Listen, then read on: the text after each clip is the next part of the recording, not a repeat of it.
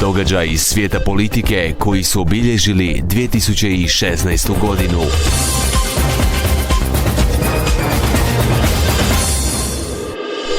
Donosimo pregled informacija iz zemlje i svijeta.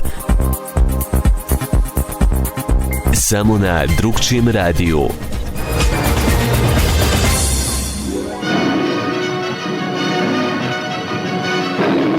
U vrijeme kada stotine tisuća građana Bosne i Hercegovine živi na rubu siromaštva, a u isto vrijeme cvijeta korupcija i razni oblici kriminala, iz institucije predsjedništva BiH su kao važnim najavljivali završetak rekonstrukcije pločnika. Ja sam zaista ponosna, ovo je najviše što su uradili, znači za sada, jer ja bih voljela da mi otvaramo autoput, međutim, pošto nema ni autoputa, ništa, tako da se moramo zadovoljiti i sa trotoarom i moramo ipak obogatiti turističku ponudu grada. Nadam se da će imati više ovakvih trotoara i ne samo u općini Centar, već i u drugim općinama širom Bosne i Hercegovine.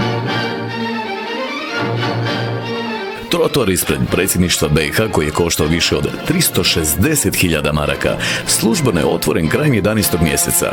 Novinari su otvorenje nazvali događajem godine. Ovo je jedan od najboljih trotoara koje sam na svijetu vidio. Ovakvog trotoara niđe na svijetu nema. Da proslavimo otvorenje i ovoga trotoara.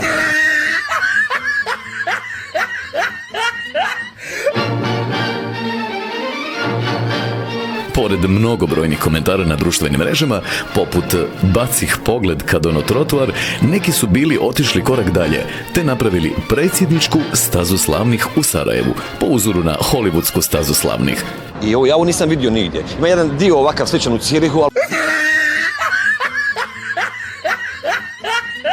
Strašan trotoar. Zaista prelijep trotoar. Dobar je. Odlično, baš je sada lijepo. Tako su svoje zvijezde dobili Bakir Izetbegović, Mladen Ivanić i Dragan Čović, po uzoru na one kakve su u Hollywoodu dobili Robert De Niro, Al Pacino, Francis Ford Coppola. Vijest o svečanom otvorenju trotoara ispred zgrade ove institucije prije nekoliko tjedana stigla je i do svjetskih medija.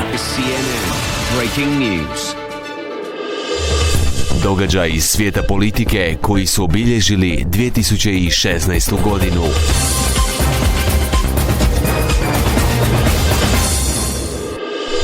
Donosimo pregled informacija iz zemlje i svijeta. Samo na drugčijem radiju.